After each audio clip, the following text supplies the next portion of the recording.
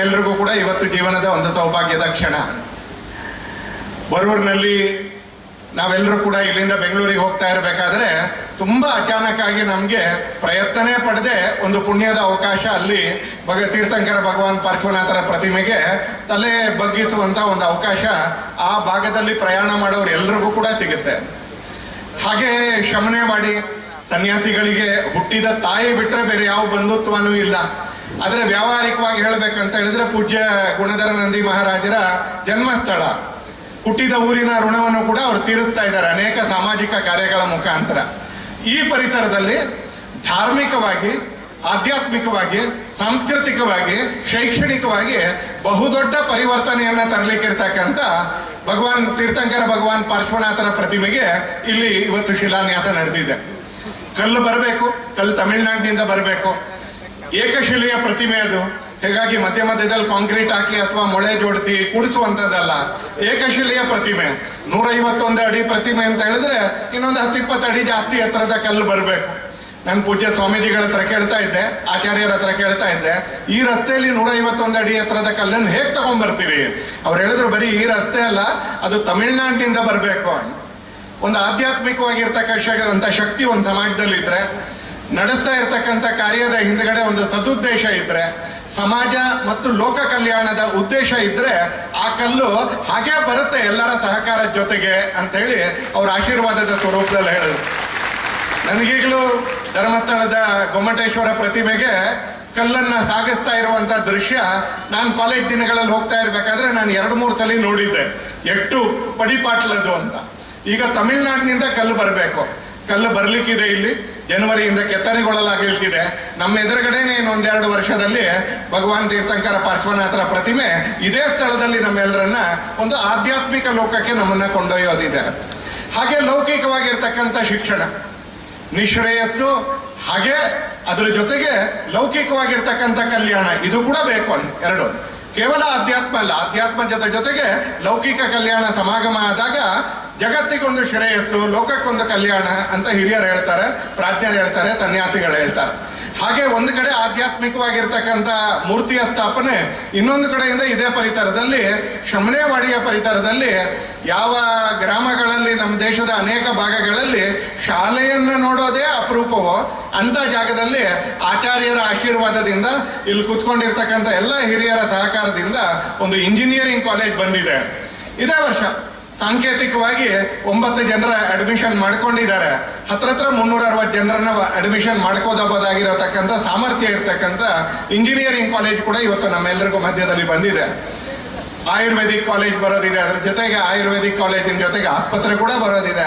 ಹೀಗೆ ಈ ಪರಿಸರದಲ್ಲಿ ಸಾಂಸ್ಕೃತಿಕವಾಗಿ, ಆಧ್ಯಾತ್ಮಿಕವಾಗಿ, ಶೈಕ್ಷಣಿಕವಾಗಿ ನಮ್ಮೆಲ್ಲರನ್ನ ಮೇಲೆ ಎತ್ತಲಿಕ್ಕೆ ಬೇಕಾಗಿರ್ತಕ್ಕಂಥ ಒಂದು ಬಹುದೊಡ್ಡದಾಗಿರ್ತಕ್ಕಂಥ ಪ್ರಯತ್ನವನ್ನ ಆಚಾರ್ಯರ ನೇತೃತ್ವದಲ್ಲಿ ಅವರ ಭಕ್ತರು ಸ್ವತಿ ಧರ್ಮಸೇನ ಭಟ್ಟಾರಕರು ವ್ಯಾವಹಾರಿಕವಾಗಿ ಅದೆಲ್ಲವನ್ನು ಕೂಡ ಪೂಜ್ಯ ಆಚಾರ್ಯರ ಪ್ರೇರಣೆಯ ಜೊತೆಗೆ ವ್ಯಾವಹಾರಿಕವಾಗಿ ಈ ಥರದ ಅನೇಕ ಕೆಲಸಗಳನ್ನ ಪೂಜ್ಯ ಧರ್ಮಸೇನ ಭಟ್ಟಾರಕರು ಕೂಡ ಮುಂದೆ ತಗೊಂಡು ಹೋಗ್ತಾ ಇದ್ದಾರೆ.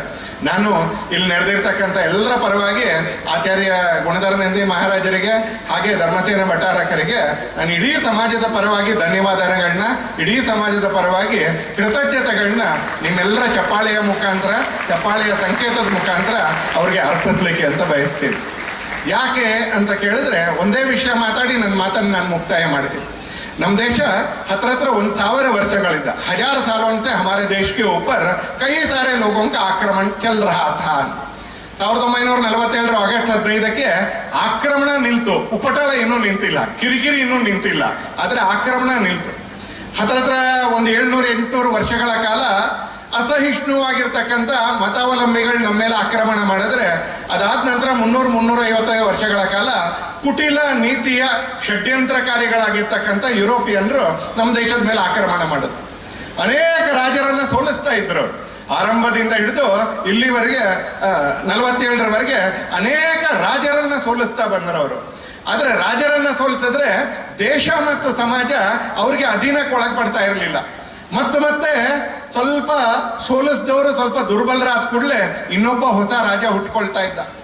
ಇನ್ಯಾರೋ ಸ್ವಾಮೀಜಿಗಳು ಬರ್ತಿದ್ರು, ವಿದ್ಯಾರಣ್ಯರು, ಅವರ ಹಕ್ಕ ಬುಕ್ಕರಿಗೆ ಪ್ರೇರಣೆ ಕೊಡ್ತಿದ್ರು. ಮತ್ಯಾರೋ ಸಮರ್ಥ ರಾಮದಾಸರು ಬರ್ತಿದ್ರು, ಅವರು ಶಿವಾಜಿ ಮಹಾರಾಜರಿಗೆ ಪ್ರೇರಣೆ ಕೊಡ್ತಿದ್ರು. ಹೀಗೆ ಮತ್ತೊಬ್ಬ ಹೊಸ ರಾಜ ಹುಟ್ಕೊಳ್ತಿದ್ರು.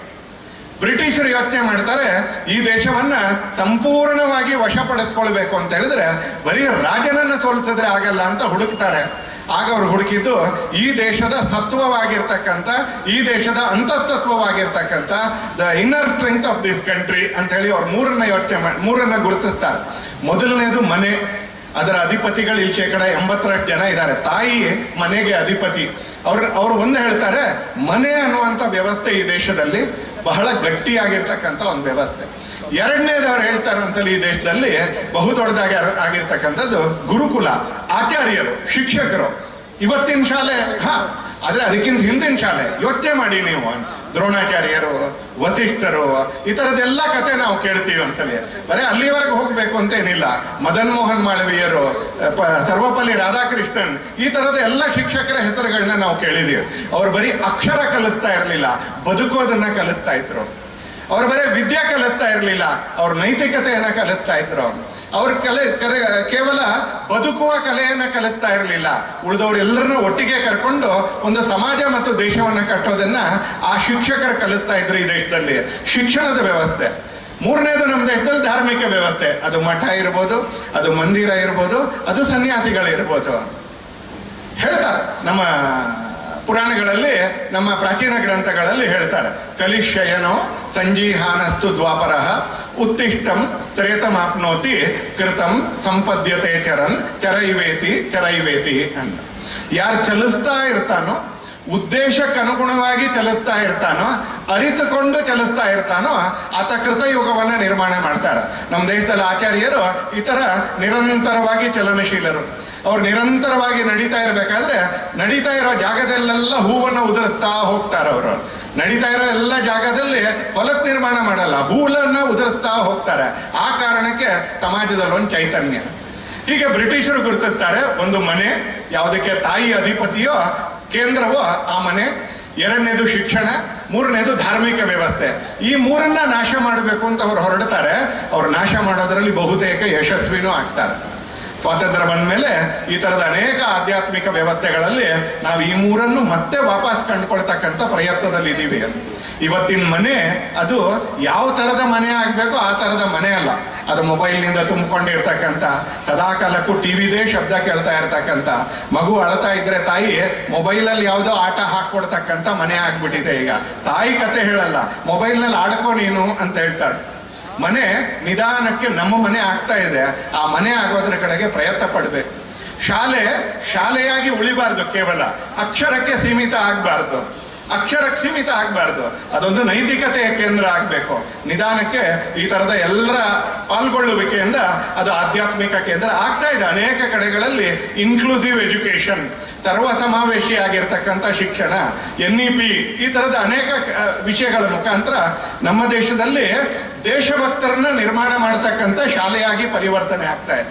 ಇನ್ನು ಮೂರನೇದು ಜ್ವಲಂತವಾಗಿ ಸದಾಕಾಲ ಇದ್ದಂಥ ಸನ್ಯಾಸಿಗಳು, ಧಾರ್ಮಿಕ ಕೇಂದ್ರಗಳು, ದೇವಸ್ಥಾನಗಳು. ಇವೆಲ್ಲವನ್ನ ನಾವು ಹಿಂದಿನ ಕಲ್ಪನೆಯ ಆಧಾರದ ಮೇಲೆ ಮನೆ, ಹಿಂದಿನ ರೀತಿ ನೀತಿ ಆಧಾರದ ಮೇಲೆ ಆಧುನಿಕ ಶಿಕ್ಷಣದ ಜೊತೆಗೆ ಶಾಲೆ, ನೈತಿಕ ಮತ್ತು ಧಾರ್ಮಿಕ ಮೌಲ್ಯಗಳನ್ನ ನಿರಂತರವಾಗಿ ಗಂಗಾ ನದಿ ತರ, ಕೃಷ್ಣಾ ನದಿ ತರ ಈ ದೇಶದಲ್ಲಿ ಸದಾ ಕಾಲಕ್ಕೂ ಹರಿತಾ ಇರ್ತಕ್ಕಂಥ ಧಾರ್ಮಿಕ ವ್ಯವಸ್ಥೆ. ಈ ಮೂರಕ್ಕೂ ಕೇಂದ್ರ ಆಗೋದಿದೆ ಶಮನೆವಾಡಿಯ ಈ ಪರಿಸರ. ನಾನು ಅನ್ಕೊಳ್ತೇನೆ ಇಲ್ಲಿ ಇಟ್ಕೊಂಡಿರ್ತಕ್ಕಂಥವ್ರೆಲ್ಲರೂ ಕೂಡ ಅದೃಷ್ಟಶಾಲಿಗಳು ಅಂತ. ಒಟ್ಟು ಈ ಭೂಭಾಗವೇ ಅದೃಷ್ಟಶಾಲಿ. ನೀರು, ಹಸಿರು ಎಲ್ಲ ಕಡೆ, ಸಹಕಾರಿ ಮನೋಭಾವ. ಇಡೀ ದೇಶದಲ್ಲಿ ಎಷ್ಟು ಸಹಕಾರಿ ಸಂಸ್ಥೆಗಳಿದಾವೋ ಈ ಭಾಗದಲ್ಲಿ ಚಿಕ್ಕೋಡಿ, ನಿಪ್ಪಾಣಿ, ಈ ಭಾಗದಲ್ಲಿ ಅಷ್ಟೇ ಪ್ರಮಾಣದ ಸಹಕಾರಿ ಸಂಸ್ಥೆಗಳು, ಮ್ಯೂಚುವಲಿ ಕೋಆಪರೇಟಿವ್, ಪರಸ್ಪರ ಸಹಕಾರಿಗಳು ಈ ಕ್ಷೇತ್ರದವು. ಇವತ್ತು ಅವೆಲ್ಲದರ ಜೊತೆಗೆ ಒಂದು ಆಧ್ಯಾತ್ಮಿಕ ಕೇಂದ್ರ, ಒಂದು ಶಿಕ್ಷಣ ಕೇಂದ್ರ ಕೂಡ ಇಲ್ಲಿ यहाँ के लोग सहकारी है, यहाँ के लोग परिश्रमी है, यहाँ खेती बहुत अच्छा चलता है, यहाँ पानी भी बहुत है. और ऐसे एक परिसर में आज एक आध्यात्मिक केंद्र तीर्थंकर भगवान पार्श्वनाथ महाराज जी का, उनका प्रतिमा के लिए शिलान्यास और लौकिक शिक्षण के लिए इंजीनियरिंग कॉलेज का लोकार्पण ये दोनों हुआ है ಎರಡೂ ಆಗಿದೆ ಆ ಎರಡಕ್ಕೂ ನಾನು ಶುಭ ಹಾರೈಸ್ತಾ ಪೂಜ್ಯ ಸ್ವಾಮೀಜಿಗಳ ಆಶೀರ್ವಾದ ಪೂಜ್ಯ ಮಹಾರಾಜರ ಆಶೀರ್ವಾದ ಪೂಜ್ಯ ಆಚಾರ್ಯರ ಆಶೀರ್ವಾದ ಇಡೀ ಸಮಾಜದ ಮೇಲೆ ಇರಲಿ ಅಂತ ನಿಮ್ಮೆಲ್ಲರಲ್ಲೂ ಪ್ರಾರ್ಥನೆ ಮಾಡ್ತಾ ಮತ್ತೊಮ್ಮೆ ನನಗೆ ಈ ಕಾರ್ಯಕ್ರಮದಲ್ಲಿ ಭಾಗವಹಿಸಲಿಕ್ಕೆ ಅವಕಾಶ ಕೊಟ್ಟಿರ್ತಕ್ಕಂಥ ಪೂಜ್ಯ ಆಚಾರ್ಯರಿಗೆ ಹಾಗೆ ಕಾರ್ಯಕ್ರಮದಲ್ಲಿ ಉಪಸ್ಥಿತರಿರ್ತಕ್ಕಂಥ ಘನತೆ ಮತ್ತು ರಾಜ್ಯಪಾಲರಿಗೆ ವಂದನೆಗಳನ್ನ ಅರ್ಪಿಸ್ತಾ ನನ್ನ ಮಾತುಗಳನ್ನ ಮುಕ್ತಾಯ ಮಾಡಿ